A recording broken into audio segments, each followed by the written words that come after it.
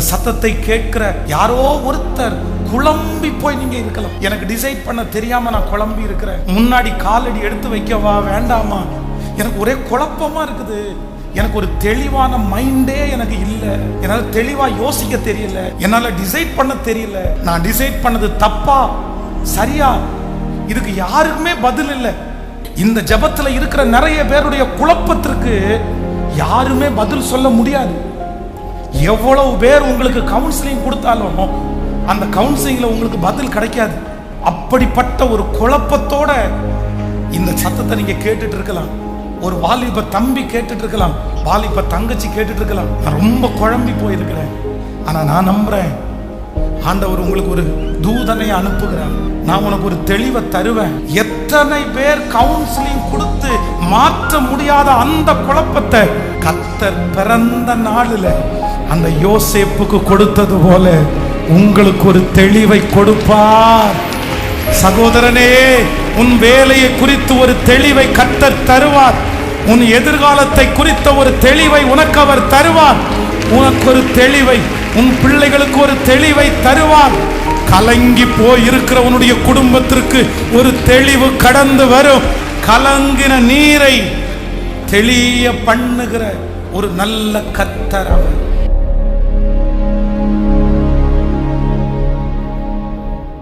ஆண்டவர் பிறந்த போது ஒரு 3 விதமான சூழ்நிலைகள் ரொம்ப அழகா மாறினதை நான் பைபிள்ல வாசிச்சேன்.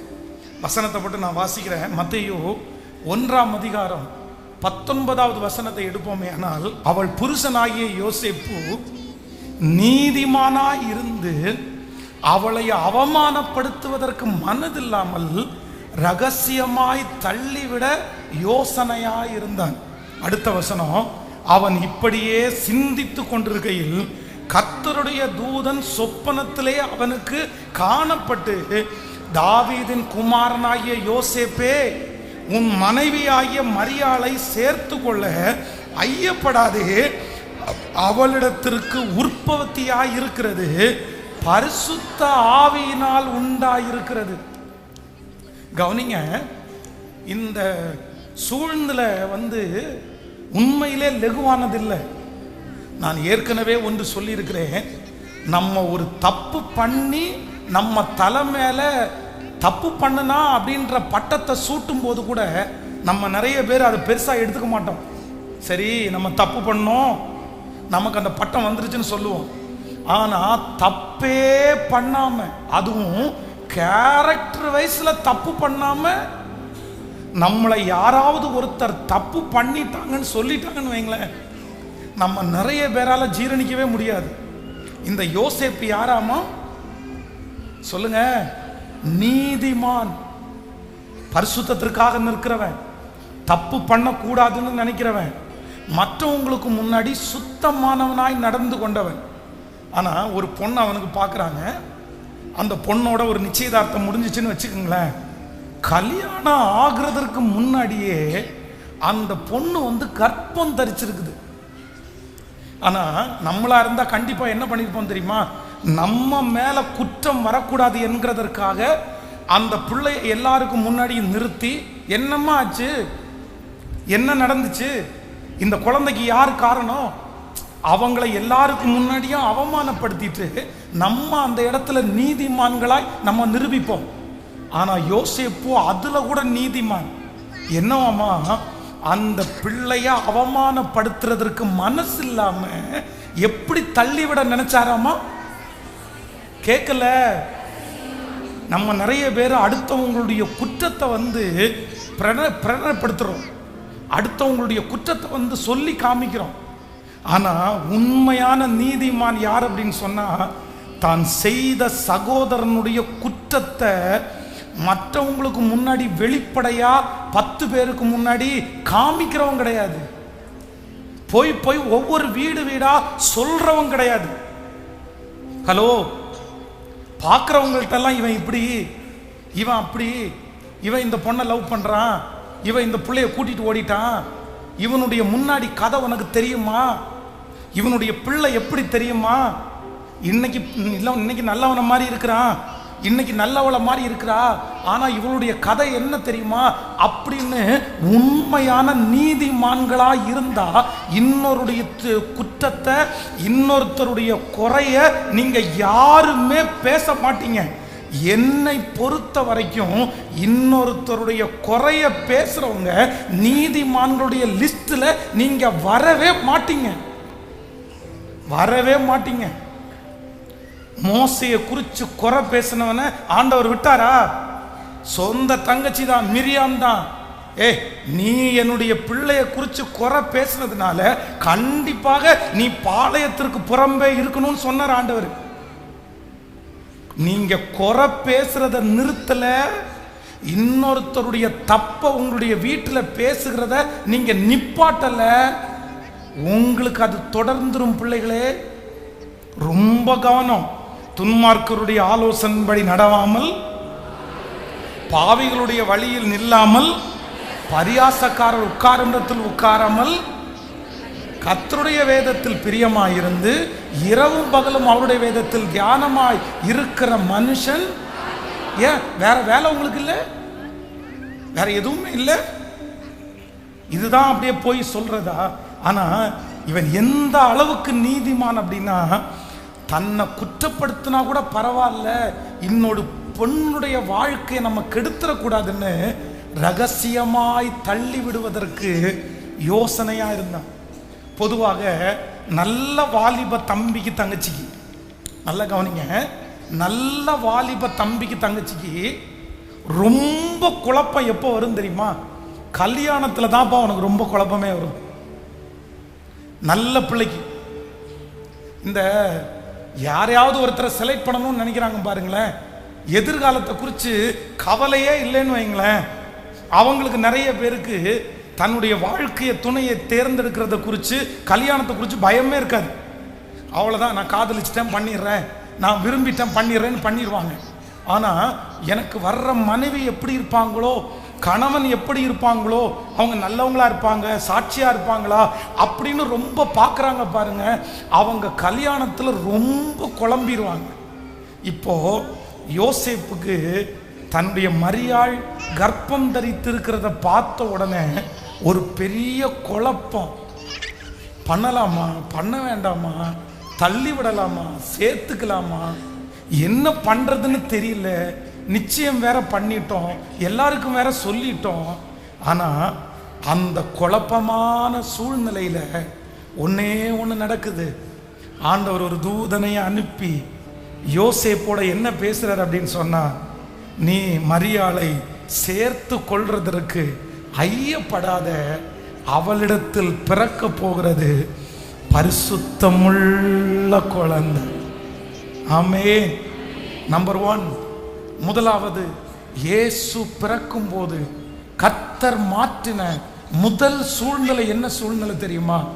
குழப்பமான சூழ்நிலையை ஆண்டவர் தெளிவாய் மாற்றினார். இந்த ஜெபத்தில் இந்த சத்தத்தை கேட்கிற யாரோ ஒருத்தர் குழம்பி போய் நீங்க இருக்கலாம். எனக்கு டிசைட் பண்ண தெரியாம நான் குழம்பி இருக்கிறேன், எனக்கு என்ன பண்றதுன்னு தெரியாம நான் குழம்பி இருக்கிறேன், முன்னாடி காலடி எடுத்து வைக்கவா வேண்டாமா, எனக்கு ஒரே குழப்பமா இருக்குது, எனக்கு ஒரு தெளிவான மைண்டே எனக்கு இல்லை, என்னால் தெளிவாக யோசிக்க தெரியல, என்னால் டிசைட் பண்ண தெரியல, எனக்கு ரொம்ப குழப்பம் மிகுதியாக இருக்குது பாஸ்டர், நான் ரொம்ப யோசிக்கிறேன், திங்க் பண்ணிட்டே இருக்கிறேன். என்னுடைய கடனை குறித்த ஒரு குழப்பம் உங்களுக்கு இருக்கலாம், உங்கள் பிள்ளைகளை குறித்த ஒரு பெரிய குழப்பம் இருக்கலாம், உங்களுடைய வாழ்க்கையை குறித்த ஒரு பெரிய குழப்பம் உங்களுக்குள்ள போயிட்டே இருக்கலாம். நான் தெளிவே இல்லாமல் இருக்கிறேன் பாஸ்டர், எனக்கு தெளிவே இல்லை, என் சரீரத்தை குறித்த ஒரு தெளிவு எனக்கு இல்லை, என் மூத்த பிள்ளைய குறித்து ஒரு தெளிவு எனக்கு இல்லை. ஆனால் நான் நம்புகிறேன், இந்த கிறிஸ்மஸுக்கு உங்களுக்கு ஒரு பரிசு கிடைக்குது. இந்த கிறிஸ்மஸுக்கு கர்த்தர் உங்களுக்கு ஒரு பரிசை கொடுக்கிறார். இந்த நல்ல நாளில் ஆண்டவர் உங்களுக்கு ஒரு பரிசை கொடுக்கிறார். குழம்பி போய் இருக்கிற உங்க குடும்பத்தை கர்த்தர் தெளிவுபடுத்துகிறார். குழம்பி போய் இருக்கிற உங்களை கர்த்தர் தெளிவுபடுத்துகிறார். குழம்பி போய் இருக்கிற உங்களுடைய எதிர்கால வாழ்க்கையை கர்த்தர் ஒரு தூதனை அனுப்பி ஒரு வார்த்தை உங்களுக்கு செய்வார், ஒரு அற்புதத்தை உங்களுக்கு செய்வார். நான் நம்புறேன், அப்பொழுது உங்களுடைய குழப்பம் எல்லாம் தெளிவாய் மாற போகிறது. எத்தனை பேர் ஆமோதிக்கிறீங்க? எத்தனை பேர் இதை விசுவாசிக்கிறீங்க? எனக்கு தெரியும், இரவு நேரங்களில் குழம்புகிற நிறைய பேர் இந்த இடத்துல இருக்கலாம். அதான் என்னுடைய பைத்தியம் மாதிரி என மண்டை குழம்புது. எனக்கு மண்டை குழம்பிட்டு இருக்கு. நேற்றைக்கு இரவு கூட நான் தூங்கல பாஸ்டர். இன்னைக்கு கூட இந்த ஆராதனை முடிச்சுட்டு போயிட்டு நான் எப்படி இதை செய்ய போறேன்னு எனக்கு தெரியல. எனக்கு ரொம்ப குழப்பமா இருக்குது. நான் நம்புறேன், ஆண்டவர் தூதனை அனுப்பி சொன்ன உடனே அவ்வளவு பிரச்சனை, அவ்வளவு போராட்டம். அவ்வளவுதான். கல்யாணம் பண்ணலாமா வேண்டாமான்ற தடுமாற்றம் சாதாரணமான தடுமாற்றம் இல்லை. வேணும்னு டிசைட் பண்ணாலும் தப்பு, வேண்டான்னு டிசைட் பண்ணாலும் மனசு ஒத்துக்காது. அந்த மாதிரி ஒரு சூழ்நிலை. சிலர் இதே சூழ்நிலையில தான் இந்த ஜெபத்தில் இருக்கிறீங்க. அதான் கையில எடுத்தாச்சு, வாயில வைக்கவும் முடியல, சாப்பிடவும் முடியல, என்ன பண்றதுன்னு தெரியல, முழுங்கவும் முடியல. அது அப்படியே ஒரு கன்ஃபியூஸ்டா இருக்கு. இப்படியும் நான் சாய முடியாது, இப்படியும் நான் சாய முடியாது. நடு வழியில இருக்கிறேன் பாஸ்டர். நான் சென்டர்ல இருக்கிறேன். நான் டிசைட் பண்ணது தப்பா சரியா? இதுக்கு யாருக்குமே பதில் இல்லை. உங்களை சுற்றி இருக்கிற யாருமே பதில் இல்லை. இந்த ஜெபத்தில் இருக்கிற நிறைய பேருடைய குழப்பத்திற்கு யாருமே பதில் சொல்ல முடியாது.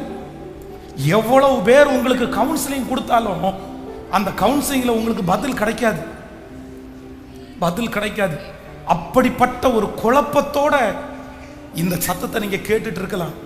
ஒரு வாலிப தம்பி கேட்டுட்டு இருக்கலாம், வாலிப தங்கச்சி கேட்டுட்டு இருக்கலாம். நான் ரொம்ப குழம்பி போயிருக்கிறேன். ஆனா நான் நம்புறேன், ஆண்டவர் உங்களுக்கு ஒரு தூதனை அனுப்புகிறார். நான் நம்புறேன், என்ன உங்களுக்கு அனுப்பி கர்த்தர் சொல்றாரு, நான் உனக்கு ஒரு தெளிவை தருவேன். எத்தனை பேர் கவுன்சிலிங் கொடுத்து மாற்ற முடியாத அந்த குழப்பத்தை கர்த்தர் ஒரு வார்த்தை உங்கள்கிட்ட பேசுவாரு. கர்த்தர் ஒரு சூழ்நிலையில உங்களை நடத்துவாரு. அப்பொழுது உங்களுக்கு ஒரு தெளிவு வரும் பாருங்க. அந்த தெளிவு ஒரு வைராக்கியத்தை கொடுக்கும், ஒரு நம்பிக்கையை கொடுக்கும். அந்த தெளிவினால் உங்களுக்கு முன்பாக இருக்கிற எவ்வளவு பெரிய மதலை ஆனாலும் நீங்கள் தாண்டுவீர்கள். நம்புறவங்க கைகளை மேல தட்டி, நம்புறவங்க குழப்பமான சூழ்நிலையில எனக்கு ஒரு தெளிவை தருகிற கர்த்தர், யோசேப்புக்கு தெளிவை கொடுத்தவர், உங்களுக்கு என்ன கொடுக்க விருப்பப்படுறார் அப்படின்னா, உங்களுக்கு ஒரு தெளிவை கர்த்தர் கட்டளையிட போறார். உங்களுக்கு ஒரு தெளிவை கர்த்தர் கட்டளையிட போறார். விசுவாசிக்கிறீர்களா? எத்தனை பேர் நம்புறீங்க? சொல்லுங்க ஆண்டவரிடத்துல, குழப்பமான சூழ்நிலையில எனக்கு தெளிவை கொடுக்கிற ஒரு நல்ல கர்த்தர். கடன் வாங்க வேணுமா வாங்க வேண்டாமான தடுமாற்றத்தை கர்த்தர் மாற்றுவார். இந்த நபரை கல்யாணம் பண்ணலாமா வேண்டாமா அந்த குழப்பத்தை மாற்றுவார். என்ன செய்யறது என்று இருக்கிற அந்த குழப்பத்தை கர்த்தர் மாற்றுவார். ஆண்டவர் யார் அப்படின்னா, தெளிந்த நீரோடை. ஹல்லேலூயா. கைகளை உயர்த்தி ஆமேன்னு சொல்லுங்க பார்க்கலாம். நான் உங்களை திருப்தி இல்லாம நான் அனுப்புறதுக்கு விரும்பல, உங்களை திருப்தியோட அனுப்பணும்னு நான் விரும்புறேன். ஏன் அப்படின்னா, இந்த மாதிரி ஒரு சொத்தை எங்கேயுமே நம்ம பார்க்க முடியாது. இது ஒரு பெரிய சொத்து, இது நமக்கு கிடைச்ச ஒரு பெரிய சொத்து. இதுல எப்பேற்பட்ட மனுஷனும் வாழ்ந்துருவான், எப்பேற்பட்ட மனுஷனும் வாழ்ந்துருவான். ஆமேன் சொல்லுங்கள். பாஸ்டர் அம்மாவை ஒரு அவங்களை சொல்லி சில நிமிடங்களை முடிக்கிறேன். கல்யாணத்திற்காக ஏற்பாடு பண்ணும்போது எனக்கு வந்த குழப்பத்திற்கு அளவே இல்லை ஆண்டவருடைய பிள்ளைகளே. அவ்வளவு குழப்பம். இவங்களை கல்யாணம் பண்ணலாமா வேண்டாமான்ற அந்த குழம்பத்திலேயே அப்படி தூங்கவே இல்லை பாருங்களேன். தூக்கமே போயிடுச்சு எனக்கு. தூக்க மாத்திரை போடுற அளவு குழம்பிட்டேன். ஏன் அப்படின்னு சொன்னா, என்கிட்ட இருக்கிற ஃப்ரெண்ட்ஸ் எல்லாம் ஒவ்வொருத்தரும் ஒவ்வொன்று சொல்ல ஆரம்பிச்சாங்க. அந்த பொண்ணு ஹைட்டா இருக்குன்றாங்க, குண்டா இருக்குன்றாங்க, டாமினேட் பண்ணும் அப்படின்றாங்க, அவங்க ஃபேமிலியில் ஒன்று ஊழி இழுத்துருவாங்க அப்படின்றாங்க. என்னென்னமோ. நான் ஊழியத்தை எல்லாம் அப்போ அவ்வளோ பக்குவமாக கட்டி காக்கணும் அப்படின்னு நினச்சேன். ஒருவேளை நான் நல்லா உங்கள்கிட்ட பேசும்போது அவங்க உங்கள்கிட்ட சொல்லுன்னு விழுந்துட்டா, நான் உங்களை திட்டுறது கூட உங்களுக்கு நிறைய பேருக்கு பெருசாக தெரியாது. ஆனால் பாஸ்டரமாக திட்டுறதை நீங்கள் நிறைய பேர் விரும்ப மாட்டீங்க. அந்த மாதிரிலாம் நிறைய கற்பனை ஓடிட்டே இருக்குது, என்னென்னமோ யோசிக்குது. அப்புறம் இன்னொன்று, உனக்கு இங்கிலீஷே தெரியாது, அந்த அம்மாவுக்கு இங்கிலீஷ் தெரியும்னு வேற நிறைய பேருக்கு. ஆமாம், எனக்கு என்னென்னமோ ஓடுது. அப்படியே குழம்பி போய் பண்ணலாமா வேண்டாமா, ஃபோட்டோவை எடுத்து முன்னாடி பார்த்துட்டு பண்ணலாமா வேண்டாமா அப்படின்னு ரொம்ப குழப்பமாக இருக்கும்போது ஒரு 3 அடையாளத்தை ஆண்டவரிடத்துல கேட்டேன். அந்த 3 அடையாளம் நடக்குங்கிற பெரிய நம்பிக்கையெல்லாம் இல்லை. ஆண்டவரே உமக்கு சித்தமான இந்த 3 எனக்கு நடந்துரட்டும் அப்படின்னு சொல்லி அந்த 3 காரியத்தையும் ஆண்டவர் அப்படியே நடத்தின உடனே என் இருதயத்துக்குள்ள ஒரு சமாதானம் வந்துச்சு பாருங்களேன். அவ்வளோதான். அதுக்கப்புறம் யாரு என்ன சொன்னாலும் அதை குறிச்ச ஒரு நெகட்டிவ் அன்னைக்கும் வரல, இன்னைக்கு வரைக்கும் வரவே இல்லை. நான் நம்புறேன் அப்படிப்பட்ட ஒரு தெளிவை கர்த்தர் பிறந்த நாளில் அந்த யோசேப்புக்கு கொடுத்தது போல உங்களுக்கு ஒரு தெளிவை கொடுப்பார். சகோதரனே, உன் வேலையை குறித்து ஒரு தெளிவை கர்த்தர் தருவார். உன் எதிர்காலத்தை குறித்த ஒரு தெளிவை உனக்கு அவர் தருவார்.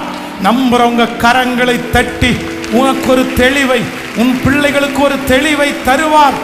கலங்கி போய் இருக்கிற உன்னுடைய குடும்பத்திற்கு ஒரு தெளிவு கடந்து வரும். ஹல்லேலூயா. கலங்கின நீரை தெளிய பண்ணுகிற ஒரு நல்ல கர்த்தர் அவர். ஒரு நல்ல கர்த்தர், நல்ல கர்த்தர். நம்பர் 2, இரண்டாவது மத்தேயு எழுதின சுவிசேஷம் 1ஆம் அதிகாரத்தினுடைய 23வது வசனத்தை வாசியுங்கள். மத்தேயு எழுதின சுவிசேஷம் 1ஆம் அதிகாரத்தினுடைய 23வது வசனம். அவன் இதோ ஒரு கன்னியை கர்ப்பவதியாகி குமாரனை பெறுவார், அவருக்கு இம்மானுவேல் என்று பெயரிடுவார்கள் என்று சொன்னான். இம்மானுவேல் என்பதற்கு தேவன் நம்மோடு கூட இருக்கிறார் என்று அர்த்தமாம். ஆமேன் சொல்லுங்கள். நம்பர் 2, இரண்டாவது, இயேசு பிறக்கும் போது ஒரு சூழ்நிலை மாறுது. என்ன சூழ்நிலை அப்படின்னு சொன்னா, சாதாரணமான ஒரு சூழ்நிலை அல்ல, மிக அதிகமான நெருக்கம் யூதா ஜனங்களுக்கு உண்டாயிருக்கிறது. இந்த வசனம் யாருக்கு பேசப்படுதுன்னா யூதர்களுக்கு தான் பேசப்படுது. உங்களுக்கு ஒருத்தர் பிறப்பார், அவருக்கு பேர் இம்மானுவேல். அவர் அதுக்கு அர்த்தம் அவர் உங்களோடு கூட இருக்கிறார் என்ற அர்த்தம். ஆனா அந்த யூதர்கள் என்ன சிச்சுவேஷன்ல இருந்தாங்க அப்படின்னு சொன்னா, அவர்கள் நல்லா இல்ல. அவங்க யாருமே சொந்த ஊர்ல இல்லை, எல்லாருமே புறக்கணிக்கப்பட்டாங்க. என்ன அப்படின்னா, அப்பொழுது இருக்கிற ரோம அரசாங்கம் யூதர்களை எல்லாம் பார்த்து பார்த்து ரொம்ப ஸ்ட்ரிக்டா நடத்தினாங்க, ரொம்ப கடினமாய் நடத்தினாங்க. தன்னுடைய சொந்த ஊர்ல பிழைக்க கூட தெரியாம இஸ்ரவேல் ஜனங்கள், அன்னைக்கு அந்த யூத ஜனங்கள் நிறைய இடத்துல சிதறி சிதறி கிடந்தாங்க. தன்னுடைய உள்நாட்டில் இருந்தவங்க கொஞ்சம் பேர் தான் இருந்தாங்க. உபத்திரவத்தினுடைய உச்சகட்டத்தில் இருந்தாங்க. அவங்களுக்கு பசிக்கு சாப்பாடு இல்லை, அவங்க பிள்ளைகளுக்கு எதிர்காலம் இல்லை. அந்த நேரத்தில் தான் ஒரு நற்செய்தி வருகிறது, இம்மானுவேல் உங்களுக்கு பிறப்பார். அப்பொழுது இந்த சூழ்நிலையெல்லாம் உங்களுக்கு என்னப்படும்? இஸ்ரவேல் ஜனங்கள் யூதருக்கு ராஜாவாய் பிறக்கிறவரை போய் அந்த சாஸ்திரிகள் எல்லாரும் போய் தேடினாங்கல்ல, யூதருக்கு ராஜாவாய் பிறக்கிறவர் எங்கே அப்படின்னு கர்த்தர் சொல்லும் போது, தூதன் சொல்லும் போது ஸ்ட்ரெயிட்டா எங்க போனாங்க? மாட்டுத்தொழுவத்துக்கு போனாங்க. எங்க போனாங்க? அரண்மனைக்கு போனாங்க. எதற்காக அவங்க அரண்மனைக்கு போனாங்கன்னா, அவங்க அரண்மனைக்கு போறதுக்கு ஒரு காரணம் இருக்குது. ஏன்னா அவங்க எல்லாருமே கஷ்டப்பட்டு இருக்கிறாங்க, எல்லாருமே துரத்தப்பட்டு இருக்கிறாங்க. அந்த அரசாங்கத்தால எல்லாருமே மன வருத்தத்தோட இருக்கிறாங்க. இப்போ இந்த சூழ்நிலைக்கு மாறணும்னா இவங்களை மாதிரி கஷ்டப்பட்ட ஒருத்தர் பிறந்தா முடியாது. இவங்களுக்கு ஒரு ராஜா பிறக்கணும். அந்த ராஜா சாதாரணமான இடத்துல பிறக்க கூடாது. எங்க பிறக்கணும் தெரியுமா? ராஜா அரண்மனையில பிறந்தாதான் அந்த ராஜாவால நமக்கு நன்மை கிடைக்கும்னு இயேசு பிறக்கிறார்ன்ற செய்தியை கேட்ட உடனே ராஜா அரண்மனைக்கு போனாங்க. அப்ப நான் நம்புறேன், இன்றைக்கு இந்த ஜபத்தில் இருக்கிற ஆண்டவருடைய பிள்ளைகளே, ஒருவேளை இந்த கிறிஸ்துமஸுக்கு ஒருவேளை நீங்க நிறைய பேர் உபத்திரவத்தினுடைய உச்சகட்டத்தில் இருக்கலாம். யாரும் அறியாத ஒரு உபத்திரவம் உங்களுக்கு இருக்கலாம். ஆனா இந்த உபத்திரவத்திலிருந்து விடுதலை ஆக்குறதற்கு ஒரு பெரிய வழி திறக்கணும், ஒரு பெரிய பாதை திறக்கணும், அப்பதான் எனக்கு விடுதலை கிடைக்கும்னு நினைக்கலாம். ஆனா இயேசுனுடைய பிறப்பு நான் நம்புறேன். இம்மானுவேல், இம்மானுவேல், கர்த்தர் உங்களோடு கூட. ஹல்லேலூயா. நீங்க ராஜா அரண்மனையில் அவரை தேடுறீங்க, நீங்க அவரை பெரிய பெரிய இடத்துல தேடுறீங்க. ஆனா அவர் எங்க பிறக்கிறார் அப்படின்னு சொன்னா மாட்டு தொழுவத்துல பிறக்கிறாரு. நீங்க உயர்ந்த ஒரு இடத்துல இருந்து பிறந்தாதான் என் பிரச்சனையை மாற்ற முடியும்னு நினைக்கிறீங்க. ஆனா அவர் என்ன சொல்றாரு தெரியுமா? நான் உங்களில் ஒருவனை போல பிறந்தாதான் உங்களுடைய சகல சூழ்நிலைகளையும் நான் அறிய முடியும் என்கிறதற்காக அவர் ராஜாவாய் இருந்தும் அவர் மாட்டு தொழுவத்தை அவர் தெரிந்தெடுத்தார். இன்றைக்கு நான் உங்களுக்கு பிரசங்கம் பண்ணுகிற இயேசு யார் தெரியுமா? அவர் நினைத்திருந்தால் எவ்வளவு உயரத்தில் வேண்டும் என்றாலும் பிறந்திருக்கலாம். ஆனால் அவர் அப்படி பிறக்கிறதற்கு ஒரே ஒரு காரணம், உங்களை குறித்த சகலவற்றையும் அவர் அறிஞ்சுக்கணும்ன்றதற்காக. இன்றைக்கு இந்த ஜபத்தில் இருக்கிற உங்களை குறித்து யாருக்கு தெரியாட்டாலும், நீங்க போகிற பாதை யாருமே கண்டுபிடிக்காட்டாலும், நான் நம்புறேன் உங்களை பற்றி சகலமும் அறிந்தவர். நீங்க தகப்பனை இழந்து நின்னா அந்த இழப்பு எவ்வளவு பெருசுன்னு கர்த்தருக்கு தெரியும். நீங்க பிள்ளையை இழந்து நின்னா அந்த இழப்பு எவ்வளவு பெருசுன்னு ஆண்டவருக்கு தெரியும். நீங்க இருக்கிற சகல உபத்திரவத்தையும் அறிந்திருக்கிற ஒரு கர்த்தர் நம்மத்திலே அசைவாடுகிறார். நம்புறவங்க கரங்களை தட்டி, கரங்களை மேல தட்டி ஆமென், ஸ்தோத்திரம், ஹல்லேலூயா. கைகளை அசைத்து ஒரு ஹல்லேலூயா சொல்லணும். ஏரோது அன்றைக்கு இருந்த பிள்ளைகளில் 2 வயசுல இருக்கிற பிள்ளைகளை எல்லாம் கொன்னுட்டானாமா. கிட்டத்தட்ட 20 பிள்ளைகள் பக்கத்தில் கொன்னுட்டான் அப்படின்னு சொல்லி சரித்திரம் சொல்லப்படுகிறது. அன்னைக்கு இருந்த அந்த ஊர்ல கொஞ்சம் பேர் தான் இருந்திருந்தாங்க. அதுல ஒரு 20 பிள்ளைகளை தேடி தேடி ஏரோது கொன்னுட்டான். இந்த ஏரோது கொன்றதுக்கு என்ன காரணம் அப்படின்னு சொன்னா, இவன் ஒரு ரோம ஆள் கிடையாது, இவன் ஒரு மாற்று ஆள். ஆனா தன்னுடைய பதவி இவனுக்கு இனாமாய் கிடைக்கிறது. அவங்களுடைய ஆட்கள் இல்லாத ஒருத்தரை பதவியில உட்கார வைக்க மாட்டாங்க. ஆனா இந்த பதவியை இவன் பெற்றுக்கொள்கிறதுக்கு மார்க் ஆண்டனி, நம்ம நிறைய பேர் வாசிச்சிருப்போம் புக்கில் கூட, இவன் கூட சேர்ந்து உதவியாயிருந்து ரோம சீசன் அலெக்சாண்டருக்கு இவன் ரொம்ப யூஸ்ஃபுல்லா இருந்ததுனால இந்த ரோம அரசன் இந்த பதவியை இவனுக்கு, இந்த ஏரோதுக்கு ஃப்ரீயா கொடுத்தது. அப்போ இயேசு யூதருக்கு ராஜாவாய் பிறந்திருக்கிறவர் எங்கே அப்படின்னு கலக்கம் பட்டான் தெரியுமா, பயப்பட்டான் தெரியுமா. ஏன் பயப்பட்டான் தெரியுமா? இந்த பதவியை பறிச்சிருவாங்களோ. இன்னும் இந்த ஏரோது சாதாரணமான ஆள் இல்ல, இவர் பெரிய ஆர்கிடெக்ட், இவர் பெரிய அப்படின்னா பில்டர். நல்ல இன்னைக்கும் அவன் கட்டின பில்டிங் ரொம்ப அழகானதா இருக்குதாமா. இன்னைக்கும் அவ்வளவு அழகான ஒரு பில்டர் அவன். இது எருசலேம் ஆலயத்தை கடைசி அவன் கட்டும்போது இவன் அதற்கு உதவி செய்து கட்டினான். இன்னொரு சரித்திரம் இருக்கிறது. இவங்க தங்கச்சி தன்னுடைய மனைவியையும் அவங்க அம்மா அப்பாவையும் குறித்து தப்பா சொல்லி கொடுத்தாங்கன்றதுக்காக தன்னுடைய குடும்பத்தையே கொன்றவன் தான் இவன். அப்படின்னா ஒரு சைக்கோ மாதிரி. ஒரு பக்கத்துல இவனுடைய காலத்துல தான் இயேசு பிறக்கிறாரு. இவ்வளவு கொடுமையான ஒரு சூழ்நிலை தான் ஜனங்களுக்குள்ளே இருக்கிறது. அரசன் சரியில்லை, நியமிக்கப்பட்டவன் சரியில்லை. அப்படி இருக்கிற சூழ்நிலையில எல்லா சூழ்நிலையும் அறிந்த ஒருவர் அவர்களுக்காக பிறந்து அவருடைய சூழ்நிலைகளை எல்லாம் மாற்றினார். ஆமென் சொல்லுங்கள். இன்றைக்கு உங்க சூழ்நிலை எப்பேற்பட்டதா இருக்கலாம், எப்பேற்பட்டதா இருக்கலாம். எவ்வளவு பெரிய ஏரோது வேண்டுமென்றாலும் உங்களுக்கு முன்னாடி நிற்கலாம். நான் நம்புறேன் உங்களுக்காகவும் எனக்காகவும் ஒரு இரட்சகர், நம்மை அறிந்திருக்கிற ஒருவர் அவர் பிறந்திருக்கிறார். ஆமென் சொல்லுங்க பார்க்கலாம். எத்தனை பேருக்கு சந்தோஷம், எத்தனை பேருக்கு சந்தோஷம். இந்த ஆராதனை முடிச்சிட்டு போங்க, முடிஞ்ச வரைக்கும் ஒரு 10 பேருக்காவது என் இயேசு எனக்காக பிறந்தாருப்பா சொல்லுங்க. அவங்கள்ட்ட போய் இந்த 5 காரியத்தையும் சொல்லுங்க. இயேசு செலக்ட் பண்ண 3 இடத்தை நீங்க சொல்லுங்க. இயேசு மாற்றின இந்த 2 சூழ்நிலையை அவங்களிடத்துல சொல்லுங்க. இந்த சூழ்நிலை உங்களுக்கு மாறும்னு சொல்லுங்க. நான் நம்புறேன் இன்னைக்கு தான் ஆண்டவருக்குள்ள நிறைய பேரை நடத்துறதுக்கு ஒரு பெரிய வாய்ப்பு. இன்றைக்கு யார் சொன்னாலும் உங்களை மாற்றி சொல்ல மாட்டாங்க. அவன் எவ்வளோ பெரிய விரோதியா இருந்தா கூட இன்னைக்கு நீங்க கிறிஸ்துமஸ் செய்தியை சொல்லும் போது கண்டிப்பா அவங்க ஏற்றுக்கொண்டு தான் ஆகணும். அதுக்கு செலவழிச்சா கூட பரவாயில்ல. நான் நம்புறேன் அந்த அநித்தியமான உலக பொருட்களால ஒரு ஆத்மாவை சம்பாதிக்கலாம்ல, ஒரு ஆத்மாவை சம்பாதிக்கிறார்ல, பரலோகத்தில் உங்களுக்கு பலன் மிகுதியா இருக்கும். ஒரு 5 பேருக்காவது இந்த நற்செய்தியை கொண்டு போய் சொல்லுங்க.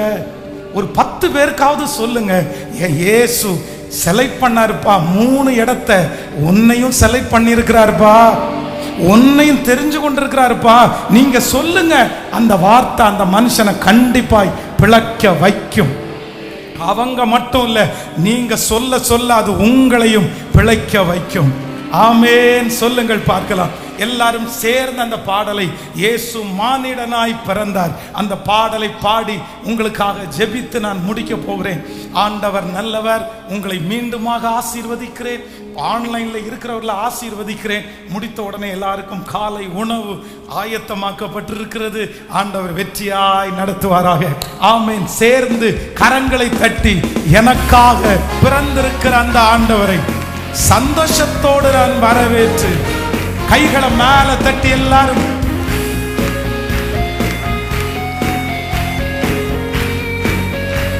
ஹalleluya. இசுமானிடனாய் பிறந்தார் இந்த லோகத்தை மீட்டிடவே, இறைவன் மொழியாய்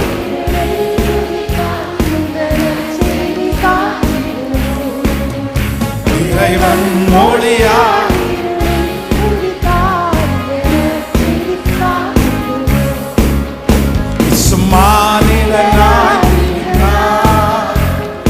யாக்கோபில்லோ நட்சத்திரம், இவர் வாக்கு மாறாதவரே. பாடுவோம். யாக்கோபில்லோ இவர் வாக்கு மாறாதவரே. கண்ணிமை நேரத்திலே சேர்ந்திடுவார்.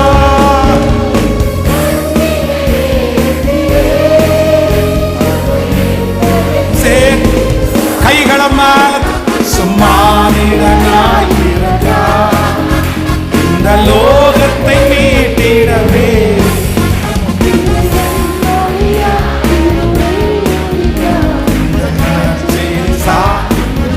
இறைவன் ஒளியாய்.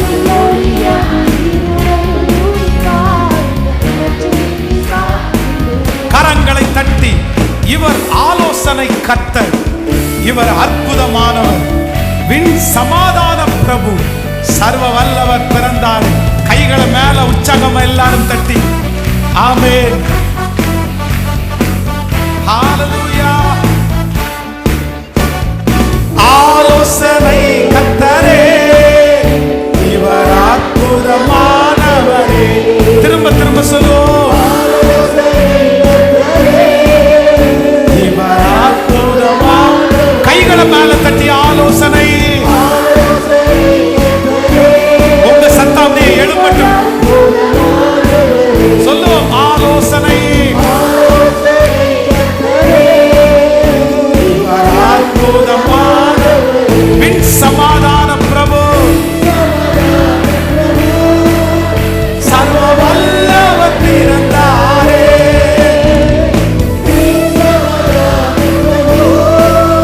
சர்வ வல்லவர் பிறந்தாரே. இசுமானிடனாய் பிறந்தார் இந்த லோகத்தை மீட்டிடவே.